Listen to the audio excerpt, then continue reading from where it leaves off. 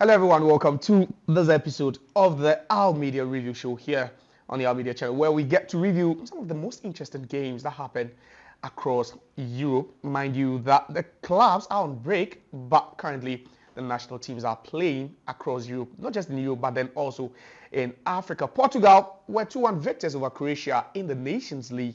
And guess what happened in that game? Interestingly, it was Cristiano Ronaldo who made history yet again, scoring his 900th goal in his career. He becomes the first man ever in the history of football since the inception of the game to score 900 goals officially, and that's on record, and that's quite an achievement.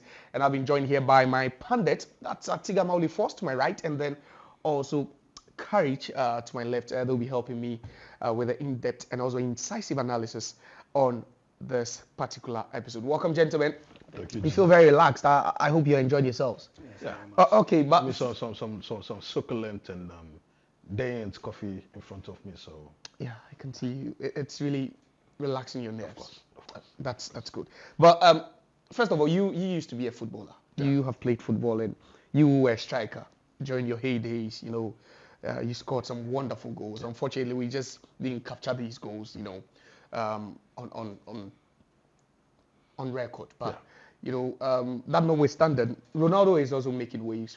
He's playing in Saudi Arabia, but also still keeping his place in the Portuguese national team. And he scored his 900th goal in his career, if I should put it. But that was his 131st goal in Portuguese colours.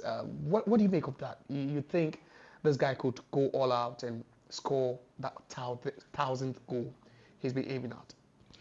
Well, Josiah, I don't think anybody who is a connoisseur of the game or anybody who understands and appreciates the essence of hard work and dedication is going to write off Cristiano Ronaldo when it comes to the annals of football in the next century or two, right? You see, we have created a player out of necessity. I say necessity in the sense that when he was at Manchester United, yeah. his power, his essence was not to score a lot of goals. No. His essence was to become a dribbler. His essence was to become an all-rounder.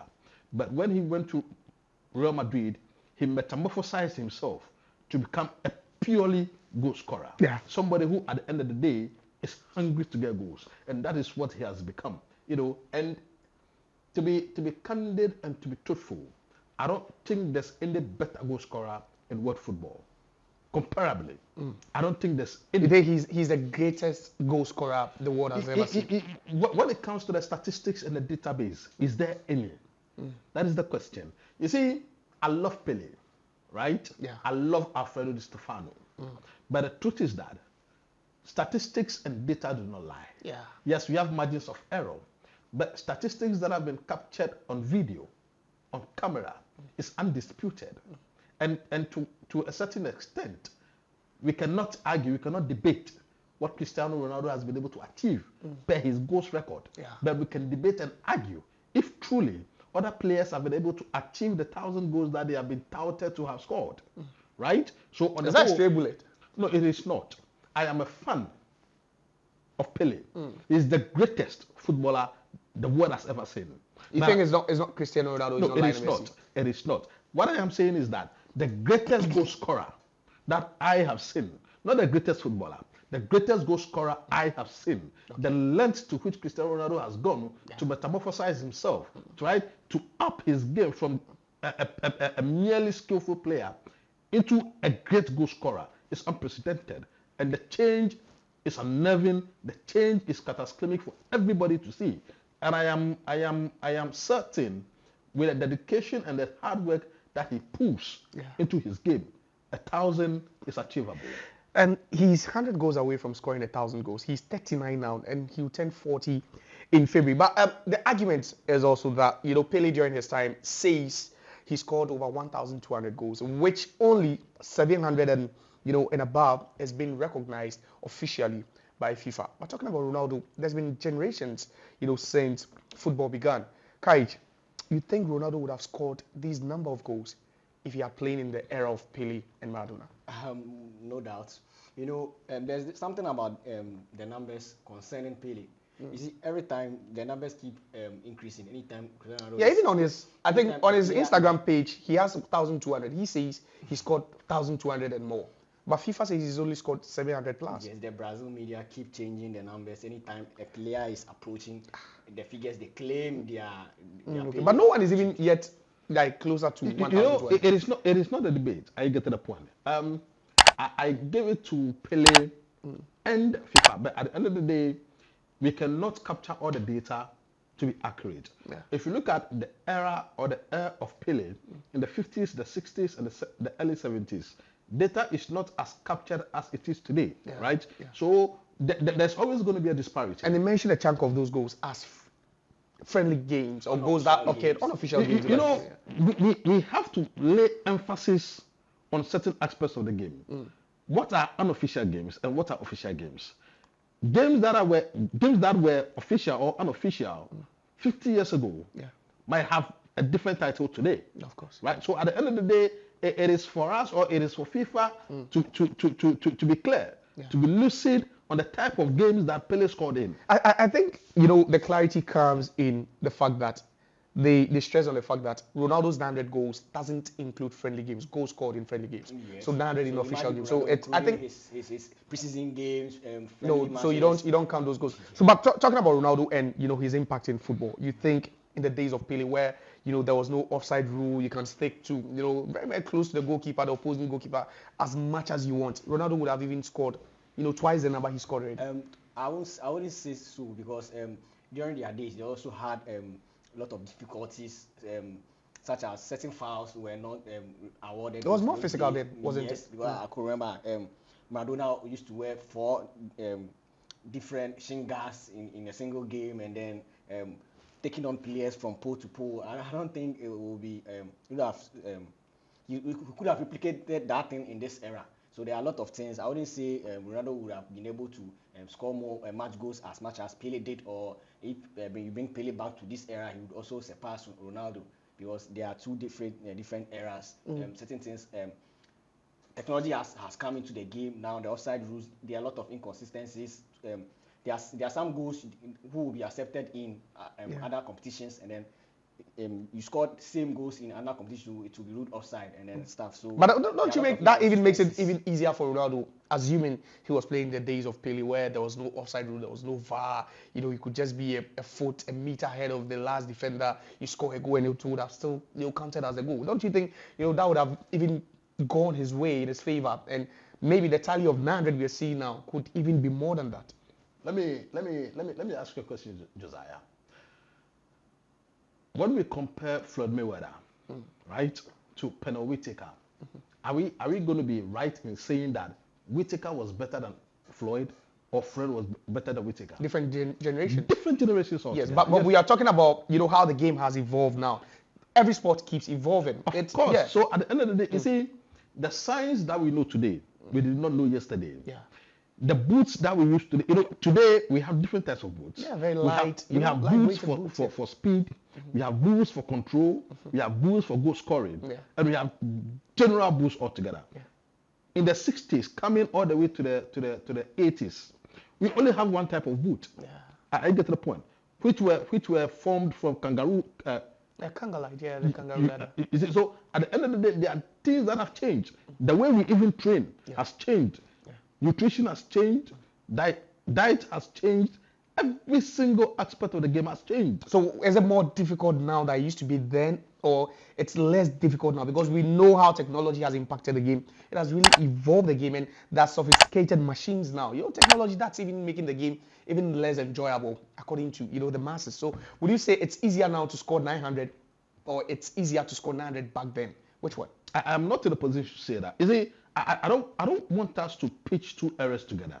I don't want us to do that, because we might be negating, or we might be mitigating the efforts of those who were there prior to us, and we might be, you know, trying to expose the deficiencies in the game today. Yeah. In every era, there are deficiencies. In every era, there are positives that add to the game, right? But at the end of the day, we just have to celebrate Cristiano Ronaldo in this era until he retires. And I can tell you for a fact, the only person closest to him that we are going to enjoy in his absence is what's the name, Haaland. So if today we are not celebrating Cristiano Ronaldo, but we are trying to question whether in his air, whether in the air of Pelé, he's going to be scoring the same number of goals, then I think that the argument is a non-starter. That should not even be an argument. Courage, is he the greatest player you've ever seen? Personally, no. He's not the greatest you've ever seen. Is he the greatest goal scorer you've ever seen? Absolutely. He's the greatest goal scorer. Yes, nobody a goal scoring better machine. than him. Okay, he's 100 goals away from scoring a millennium of goals. You think he can achieve that? It's very, very achievable. In the Saudi League, he's taken 2 years to score close to 70 goals, right? Yeah. So if at age 39, and the way that he's been disciplined enough to take care of himself, the physique he is in the next 3 years, if he's able to score an average of 30 goals a season, that is going to be 90, right? So 90 to 100 is just 10 goals. Yeah. And I can tell you for a fact that Cristiano Ronaldo can play up to the age of 42, 43. So within 3-4 years, if everything remains constant, Cristiano Ronaldo can get 100 goals. It seems that's the only thing he's chasing now. Yes, It yes. seems that's the only motivation. He That's said in a podcast with Rio Ferdinand that he's targeting 1,000 goals, and then it's very possible. Wow. Now let's just move straight into the Portuguese national team where they played against Croatia in the Nations League, Courage, and they won by 2-1. Ronaldo getting on the score sheet, Bruno Fernandes also assisted a goal. You think the Croatian team is gradually beginning, to fade away? Yes, you look at the Croatian team that represented them in the World Cup 2014, 2018, and then also 2022. They are gradually fading.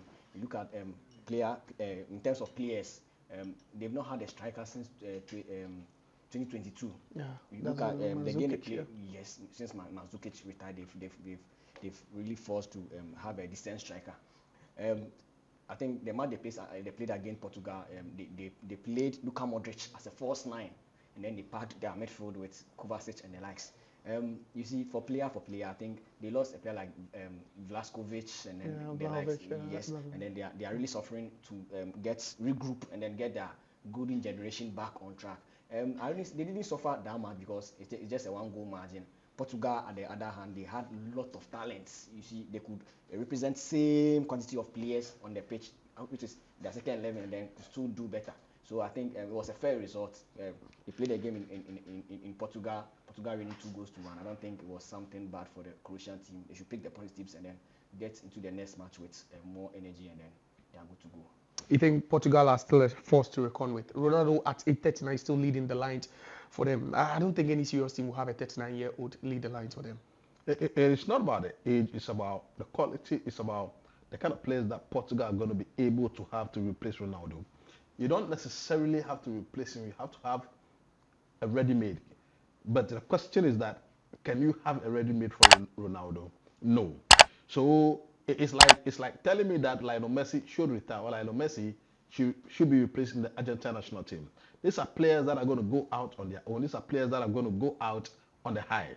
So when Cristiano Ronaldo is still leading the line for the Portuguese national team, doesn't mean that they do not have the talent, doesn't mean that they don't have the players. But at the end of the day, it is because they are still producing at the highest level, right? Because if you tell me that at age 39, Portugal are still reliant on Ronaldo, I don't have a problem with that. I cannot criticize that situation. If the coaches deem it fit for him not to be involved in the national team, fair enough. But if they deem him fit to still lead the line, get a goals to them, get a goals for them, that is fair enough. But the question is that the positiveness that he brings to the team, does it take that, or does it pepper over the negatives that he brings? He is not a player capable of giving you 90 minutes at the highest level with that effectiveness and efficiency. So is he going to be getting you goals to pepper over those deficiencies, or are you going to get a squad that's going to do the other works for him? Do you understand? Yeah. Because the spine runs through the center backs, the midfield, and then the attack. So if he's not able to track back, if he's not able to do the other duties that are expected of a center forward, that are expected of him, then it's going to be problematic. But if they are able to build a squad that understands that our talisman is not able to give us efficiency, effectiveness for 90 minutes, and we are ready to sacrifice an aspect of our game, right? Just to make sure that he blossoms, just to make sure that he has the conducive environment for him to go out there and perform, then I think that it is still possible for him to be reliant on for him to deliver the goals for the Portuguese national team. All right, great. Now let's talk about the AFCON qualifiers. Let's just talk about some of the games that happened where Sudan, they won against Niger by a goal to 0. But Ghana lost at home, which was quite shocking because the last time Ghana lost at the Barbara Sports Stadium was 24 years ago in 2000. They've never lost a game over there, regardless of the team they face at the Barbara Sports Stadium. But first of all, let's start with some of the trending issues from that game. Courage, did you have any issue with the pitch? Wow, the pitch. Or you think it's an excuse from Coach Otuadu saying that, after they lost, it was just, the pitch wasn't good. Because they trained on the pitch on Tuesday, they trained over there on Wednesday, and they played the game on Thursday, and no one complained. You know what? The coach has every right to talk of the pitch. But why didn't you complain at the presser? Wait, why didn't you complain at the presser a day before the game? You see, these are communication issues. The moment the coach complains at pre-match conference, the opponent gets a signal that no, this team have already started complaining, so let's go at them. And then prior to a match, if a coach is able to make such statements, you know what it means. The whole Ghana will turn against him, and then there will be a big issue even before the match. But that's the truth. Why do you conceal the truth? Communication-wise, it's not so intelligent to start complaining prior to a match. But I think it's intelligent for your team to lose. Then you later come out to say it's better than saying it before a match. The moment you broadcast it, the opponent is going to take advantage and then come at you. You see, these are professional players who plays across Europe. They play on one of the best pitches in the world. These are players who have played in Camp Nou, where the Etihad, the Stamford Bridges, and then stuff. You see, so they expect these players who earn very, very, very high in terms of wages with their club to come and then risk their football career and life. In such situation, you are putting them at very, very, very, very high risk. The page on the desk, with my language, will look like a cassava farm. You could hardly see the movement of the ball. The pitch looked like a cassava farm. Yes. You could hardly see the movement of the ball. It was a very, very. But the point is, the players trained on this pitch for 2 days before, and even on the day they did their warm up on the same pitch. Force. See, even if they complained, it would have changed. Because there was nothing. No. But let's look at this carefully. If you're at the home side, you have 2 days to train, sometimes even more, right? You train on the first day. You don't ask whoever takes care of the grass to maybe just trim it to the level you want, due to the the way you want the ball. Do you remember what Thomas Partey told our vice president? What did he tell me? Yeah. During I think our previous game, we played against a certain team in Central African Republic. In Bawaya. Yeah. He said at Ghana's level, see, the vice president asked them to make a wish. He said we need a very good pitch to play good football. So meaning their pitch has been something that has been in the picture for so long, but then our leaders have failed to address the issue. So if Thomas Partey was able to pinpoint the pitch as a major issue, then that was some months ago. And then they come back. You think 1 day will be enough or 2 days will be enough to for me, I just feel the coach has been a sore loser, honestly, because you train on the pitch for 2 days, you do your warm up on the same pitch, you end up losing to a team that also played against you on the same pitch, and you complain it's the pitch. Force, I don't think this thing makes any sense, does it? No, it makes sense. Josiah, I remember against Real Madrid when Pep was the coach of Barcelona. Yeah. And after losing, he complained bitterly about the pitch. Did he play home or away? No, he went away. That's the point. I'm coming. I just want to juxtapose that to what you have said. He said Madrid intentionally kept the pitch to a certain level, yeah. Right? Because it's going to affect how they move the ball. Exactly. Thank you. This shows the ignominy. It shows the lack of seriousness. It shows the stupidity on our part as a nation. Are you getting the point? Yes.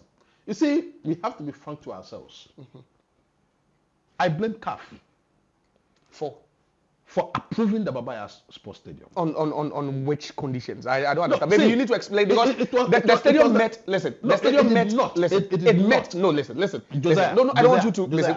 No, we all know the relax. conditions under which No, it no. was The stadium met all the requirements. It did not. CAF released a statement. Oh, CAF told Ghana. CAF to listen, make sure they improve the pitch after this match. Listen. So So wait. No, we are listening. No, we CAF just are here to compromised. educate and inform. Wait. So what were the requirements that the Babaya failed to meet before the game? Washroom, Yes. pitch, Washrooms. front light, sitting, Media stands. right? Media stands. Yes. Everything was intact. No. They were not. They were not in Come on. It was. They it was, were. Josiah, They were Josiah, in the permission it under was- conditions. It was to it meet was those clear. by a deadline. No, They were. Josiah, what we are saying is that They were not met. Ghana The was conditions were conceded. No, but let's narrow it down to what we are talking. It's the grass we are talking about. Yes, It's the and pitch. I am saying- Let's forget even all these things surrounding it. Josiah, It's the pitch. and I am saying that Yeah. on the day, Yeah. that pitch is fit for cattle to graze on. It's not fit for professional footballers to play football. And you think it wasn't wise on the part of Otuado to have told them that after training on that pitch on One Tuesday? day wouldn't change anything. No, it's streaming. Listen. It It's is streaming. it's not about trimming. What's it about? See, there are patches of the pitches, right? That right? Yeah. That were removed. No, that's not true. We all saw the match. We watched the match on TV. No, we all saw the match on TV. So why didn't they work on it with 2 days to go? That is why I'm saying that. Yes. That is why I'm saying that it is the ignominy that we have failed to address. I get to the point. The lack of maintenance, the lack of acceptance, the lack of taking ownership of the problems that we have in our society.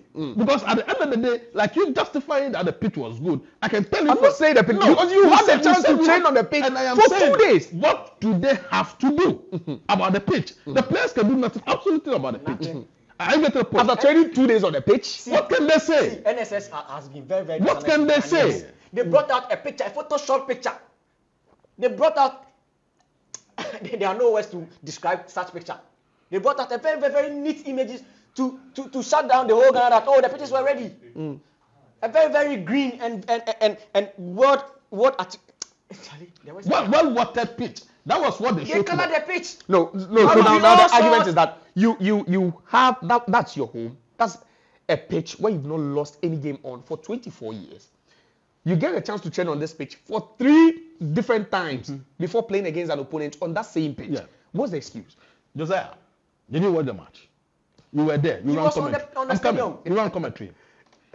Can you, for the Christ of me, tell me that you saw 3, 4, 5 passes that were accurate for the whole 96 minutes that were Are played? you kidding me?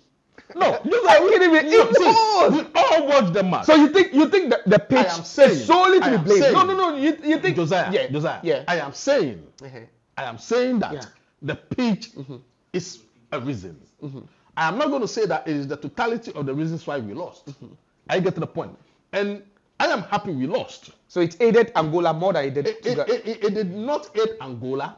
But what I'm trying to say is that Yeah. the pitch did not let us play the kind of football we wanted to play. I get to the point.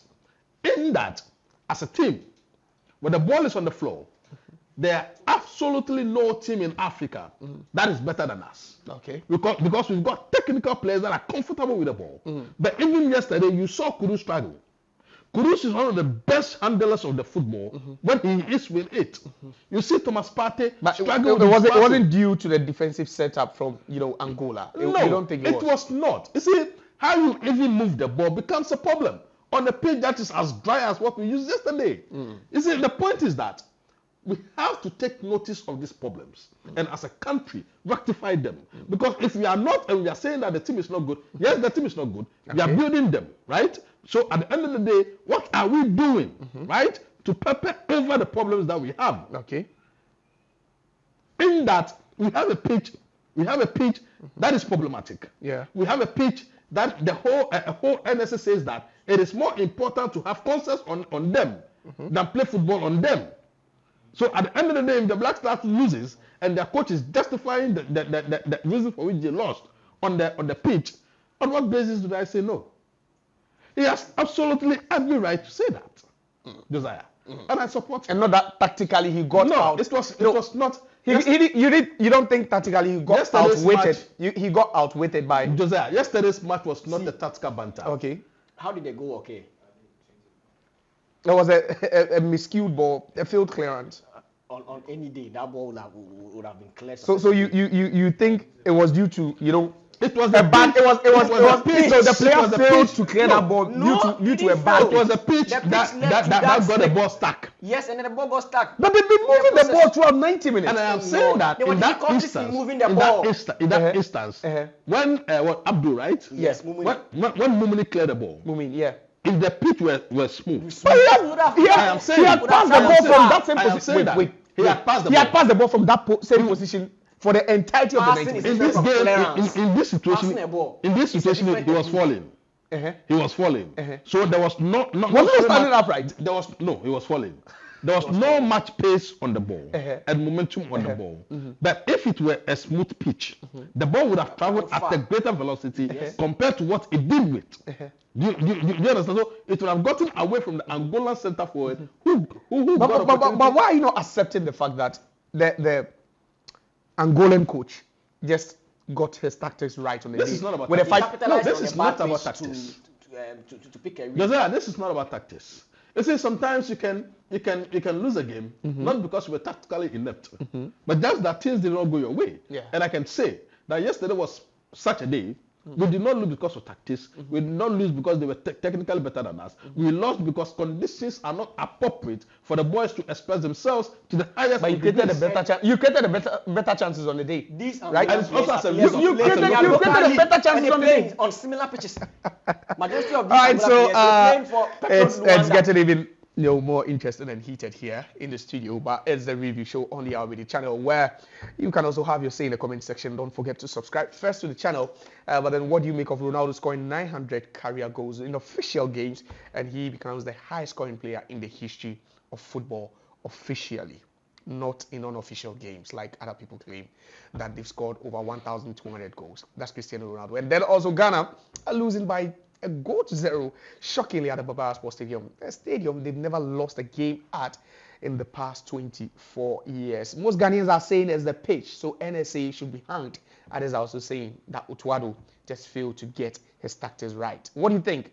Was it just that Otuado got, outsmarted by his Angolan counterpart, or the man in the dugout for Angola, or you just feel that NSA just didn't work enough on the pitch and the entirety or the entire stadium to get the pitch or the stadium ready for that game? But news traveling to us is that the Baba Sports Stadium has been closed for one more month till October, where the Black Stars will be in action again over there to play in their next AFCON qualifiers. All right, gentlemen, now let's talk about the Ballon d'Or. I think the nominees, or the list of nominees, has been released a couple of days ago, and there's one shocking innovation, and I don't know if you can guess, but Mo Salah has been excluded from the top 30, vying to win the Ballon d'Or title. And it's quite shocking. He's not the only one who's been left out. I think Rodrigo as well. But, Kaich, do you think it makes sense to leave Mo Salah out of it? Someone who scored over 20 goals in all competitions, grabbed 10 plus assists in all competitions. Yes, the standard might have dropped for him, but you think it's wise by the organizers of the Ballon d'Or to just drop someone like Mo Salah out of it? You know what? Mo Salah is criminally underrated. He has to be the most underrated player ever in the history of football. Mo Salah, he doesn't get the credits he deserves. We are talking about a year, or the year in review, 2023-2024 season. It's not Mo Salah during his days or prime Mo Salah. Before Haaland, yeah. How many goals were the top scorers in England scoring? Mo Salah was the record holder of. I don't want us to digress. Yes. 2023-2024 season. I know Mo that. Salah. I'm saying this. I'm drawing a point. You see, Mo Salah, I agree. He didn't achieve much. He scored 20 plus goals in the Champions in the Premier League. He did well for his national team, the Egyptian national team as well. See, this is a list that has Granit Xhaka, Florence Whistle. Granit Xhaka won the league with Bayer Leverkusen. right? Florian Wirtz was there. He also won the league with Bayer Leverkusen. These are achievers. They achieved something. They were in the Europa League final. And they won the double, yeah. And they were unbeaten in the league as well. Yeah. There are clear differences between individual performance and club or team achievements. Okay. Granit Xhaka wasn't that kind of player when we were talking of Bayern Leverkusen last season. Okay. Though his team did marvelously well. You see, Mo Salah individually, a player who is not a striker, but then a winger, giving numbers, winning important matches, scoring important goals for both club and country. Left out of the Ballon d'Or. You see, this is a Ballon d'Or. This is a Ballon d'Or that also has players like the brag or Artem Dovbyk of Girona. Girona. Yeah. What did they win last season? Like they made it to the top 4. They won nothing. Yeah, but they qualified to the top 4. That's not a trophy. And he scored more than Mo Salah in the league. What about the Champions League and a national team football? So Mo Salah being left out of the Ballon d'Or 30 squad, first 30 squad. Yeah. I don't think it's something that has to do with his personal performance or this thing. It's pure underrating kind of thing for me. They don't give him the much attention he's needed. I think you're sipping your coffee before. I want to. But let's quickly go to the list of players. I want to reinvigorate myself before who have made it into the top 30 of the Ballon d'Or, nominees. There's Jude Bellingham, who plays for Real Madrid. Made it to the Euros final with England. Hakan Çalhanoğlu won the league with Inter Milan. Dani Carvajal did a double with Real Madrid. There's Ruben Diaz with Manchester City. Artem Dovbyk, he played for Girona. Now he's with AS Roma. There's Phil Foden. Alejandro Grimaldo, he was on the bench for Spain. Left wing back for Bayer Leverkusen. There's Erling Haaland, undoubtedly one of the best strikers we've seen in recent times. There's Matt Hummels. There's Harry Kane, the top goal scorer, won the Golden Shoe. Top goal scorer in the Bundesliga, top scorer also in the UEFA Champions League, don't forget. There's Toni Kroos, who has hung his boots right after playing for Germany at the Euros. There's Ademola Lookman, won the Europa League with Atlanta. There's Emi Martinez, he won... He practically won the Scudetto for Inter. Yeah, he won the Copa America for Argentina. Yes, there's Lautaro also winning with Inter Milan, the Scudetto, and then also Copa America with Argentina. There's Kylian Mbappe, who was on the podium last time out. Martin Odegaard with us now went trophyless though, but I think due to some good performances consistently over the course of last season. There's Dani Olmo, there's Cole Palmer, there's Declan Rice, there's Rodrigo Cascante, who is there, who is also vying for the award. He's a front runner. There's Antonio Rudiger, who also won the double with Real Madrid. There's Bukayo Saka, also went trophyless with Arsenal, and then also the final of the Euros. There's William Saliba, undoubtedly one of the most improved centre backs we've seen in the league. Fede Valverde won the double with Real Madrid. There's Vini Jr., who is a contender. There's Vitinha, PSG. Yeah, PSG. So there's Nico Williams, yes, Bilbao, the brother of Inaki Williams. Florian Wirtz won the double with Bayer Leverkusen. Granit Xhaka won the double with Bayer Leverkusen. There's Lamine Yamal, who also didn't win anything with Barcelona, but won the Euros and was adjudged the youngest player of the just ended Euros. So these are that's the list, and I don't know the number of players you can compare Salah's performance, Williams, from last season to.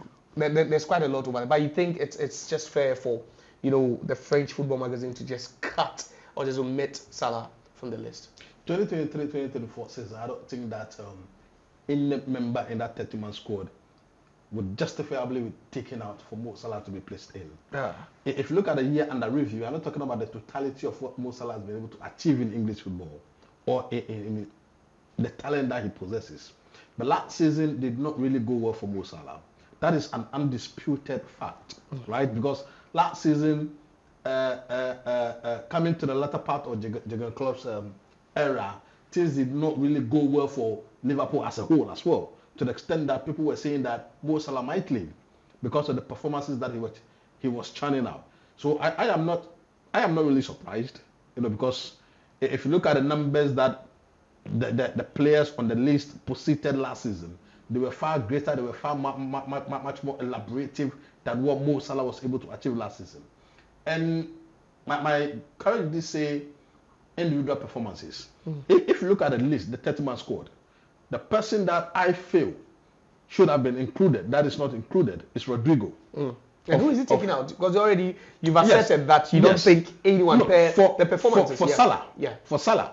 But that's what I'm saying, that if somebody should be aggrieved or peeved for not being part of the 30-man squad, then it should be Rodrigo, it shouldn't be Mo Salah. Because if you look at the year under review once again, Mo Salah did not up his game. Mo Salah, you see, yes, it is straight knowledge that you cannot sustain a form for maybe 10, 12 years. Yeah. But if you drop a bit and you have players who are competing with you, upping their game, it's going to be very difficult for you to be seen as the player that you once were, compared to the players that you are currently, fighting with. If you look at the impact of the wingers in the EPL last season, Mo Salah did not really impact Liverpool's play. 25 goals in 44 games. A trophy, the Carabao Trophy to his name. If you compare the 25 goals in isolation, you might think that that is a wonderful statistics. Yeah. But that is straight for Mo Salah to get. I get to the point. Because for the past 8 years that Mo Salah has been with what's the name? Liverpool, he scored more than 25 goals a season. Right? So if you score 25 goals a season, it is not something that is new. It is not something that is a wow situation for me to say that, it is something that should let him be part of the 30-man squad. It is not an eyesore. It is not something that's going to be eye-opening. Last season, Haaland was arbitrating the goal scoring awards. The goal scoring. His numbers dropped, right? You see, his numbers dropped, but they did not drop drastically compared to what Mo Salah did last season. The base argument or the base point here is that Mo Salah not being part of the 30-man squad is not an oversight. He does not qualify based on the players that are on the squad for him to be part of the squad.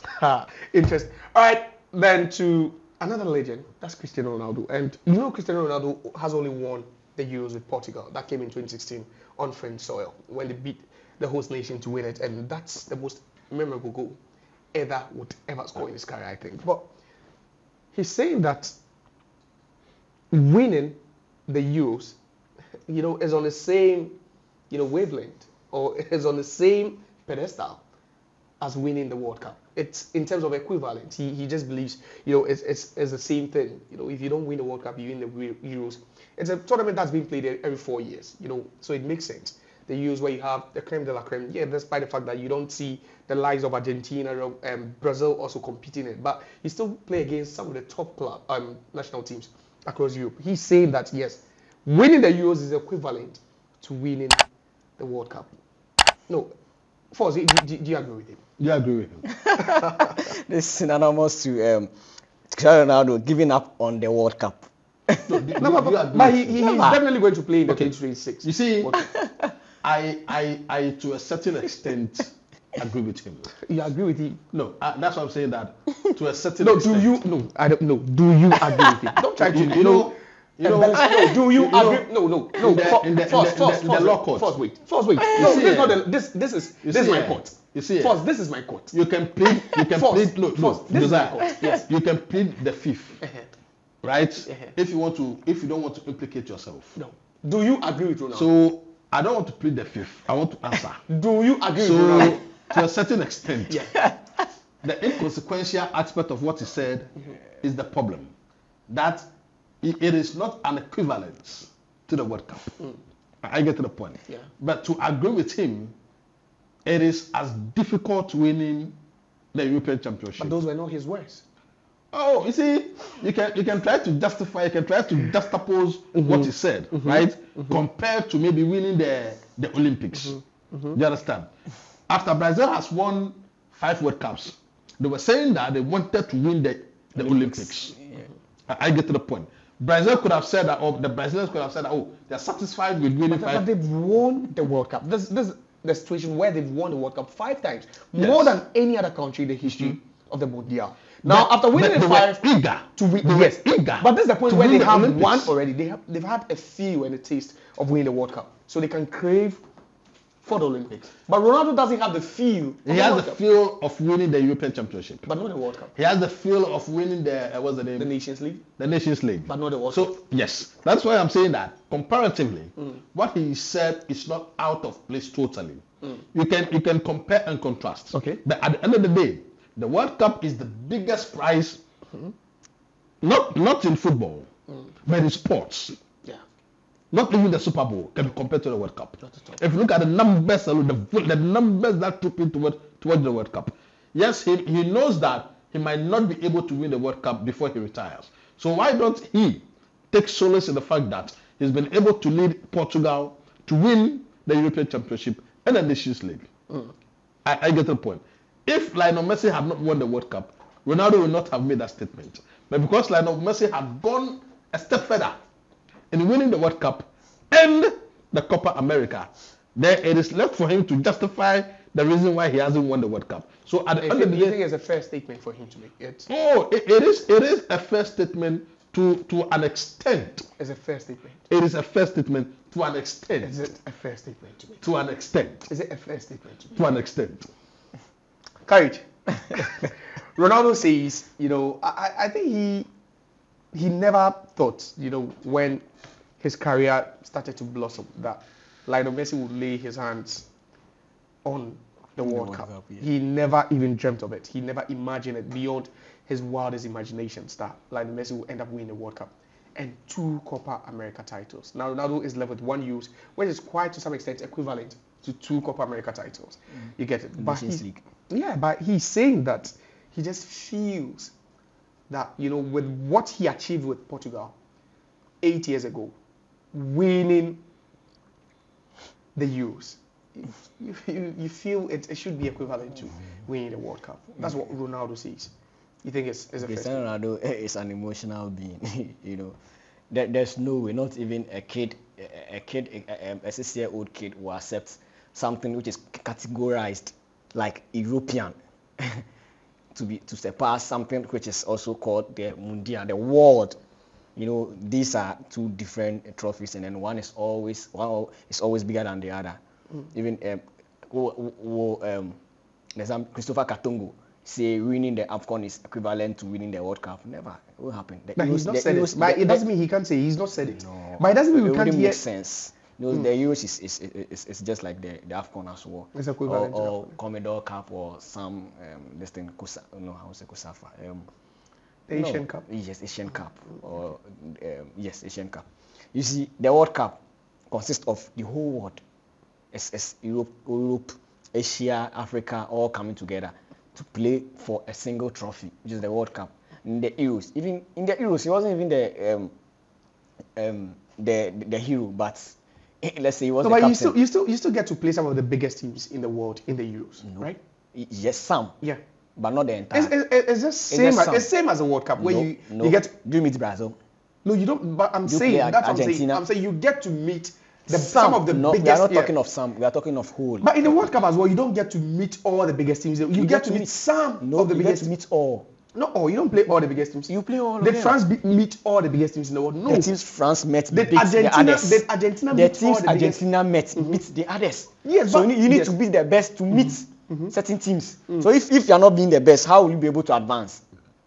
So Argentina is is currently a world champion because they beat the whole world teams. Yes, that's what it means. They only beat the team that was available to beat. Which team? The teams that they had to play. No. But that doesn't mean they beat all the teams they beat. Also beat those teams who couldn't advance. And the teams that Portugal beat also beat the teams that failed to advance. Did they meet any team from the southern part of America? But they still met some of the best teams in the world. No. Did they meet any team from Africa? Did they meet a certain Morocco? Did they? No. Yes. So there's nowhere you can say the European Cup is bigger than the World Cup. Cristiano Ronaldo is just declaring himself and then laughing. It's equivalent. It's not equivalent. Please. It's nowhere near. That same way you cannot say the AFCON is equivalent to the World Cup. So perhaps it's because maybe you've not heard any African player say it. But someone can say it. It's a taboo. You can never say that. If you say that, you are sinning against the Almighty God. Cristiano Ronaldo, he's just pained, and then he wants something to at least console himself, something which will make him happy. I remember he's saying he will swap every single UEFA Champions League trophy for a World Cup. But the Champions League is not a European what happened? Trophy. No, the Champions League is someone who was willing. The Champions League is not a European someone trophy, who was willing. And I'm asking you to swap his 5 Champions League trophies for a single World Cup. I'm saying the Champions League is not a European trophy, is it? It's not. but he was willing. UEFA Champions League. It's an European trophy. No, that's the Club European side. Championship. Club side. For club. Yes, that's it. But I'm talking about the European Championship, which is being played every 4 years. The Champions League is equivalent to the European Championship. No, you can't say the Champions League. It's not. No, it is not. It's not. There's a big difference between the Champions League and the European Championship. Okay, in that Cristiano Ronaldo is not even trying to juxtapose vis-a-vis the World Cup and the European Championship. What he's trying to say is that they are on the same wavelength per his understanding. He's not trying to diminish the role that winning the World Cup is going to play in your profile as a player, because everybody knows that the World Cup is the biggest trophy that anybody could win. That is why today Pelé still remains the most successful player in the history of football, because he's won the World Cup 3 times.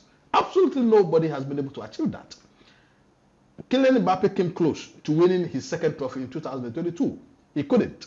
I get to the point. So what Cristiano Ronaldo is saying that, per his view, per where he is coming from, having won the European Championship is equivalent to having won the World Cup, based on what he understands. Because for example, his understanding is inaccurate. You see, you can someone's point of view. Someone's perspective. Yes, it's a point And of I view. think maybe you have it doesn't make sense. understand what His Ronaldo point is of saying. view doesn't make sense, to be honest. No, Let's not try to justify this. I totally disagree when you say it doesn't make It sense. doesn't make sense. It doesn't make How sense. will you compare an European Championship to a World Cup? That's the same way. Where does it come close? Okay, can you compare winning the what's the name, the Olympics to the World Cup? Nope. Why? Because they are not of the same weight. They are all the same. We've got, it's a world event competed for You by have 16, every you have single 16 club. teams or countries competing for an Olympic gold medal. Thank you. Whereas you have 32. 32 or teams. more. But now it's been expanded to 48. So that even makes it more difficult. So Yes. So no, you not see, on the same. see, it is a world affair. I get it. So for us to be doing comparison, we look at the yearly intervals. Oh, like, 4 years. Oh really? Yes. So maybe that's the angle Ronaldo is trying to come from. That is because why, the US that is played why- every 4 That years. is why I'm saying that. Yeah. I am not going to agree to an extent that comparably they are of the same weight, right? But to a certain extent as well, I do agree with him because of the fundamentals that he laid bare. If you look at the weight of the European Championship, and if you look at the weight of the World Cup, they are different. But from another angle, you can say having won the European Championship, you can derive a certain satisfaction that you can derive But from that having shouldn't push you to the point of saying the equivalent. Even if you are deriving some amount of satisfaction to make you feel okay, that yes, you've really achieved something. But should it also push you, make you overly zealous to even say that you can compare it or equivalent to the World Cup? That is just opinion. And opinion is for the masses. Everybody can express it for their own I don't know opinion. what your opinion is, but you can also join the conversation. That's what Cristiano Ronaldo is saying, that after winning the Euros in 2016, he feels that it's equivalent, to winning the World Cup, something that Pelé has won 3 times.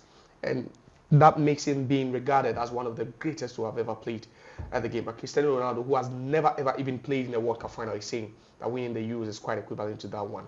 Maybe some people will agree with him. I know Ronaldo stands out there might not really agree with him with regards to that. But what do you also make of Salah's exclusion from the 30-man squad, or the 30-man that's list to win the Ballon d'Or? There's no Rodrigo of Real Madrid, but then there are a couple of Arsenal players, William Saliba and Cole Odegaard, Bukayo Saka, all making the list, despite the fact that they ended the season trophyless for both club and country. Mo Salah scored 25 goals in all competitions in just 44 games, but they ended up winning the Carabao Cup. You think it's unfair on the part of the organizers, or even on the part of Mo Salah, for them to exclude him?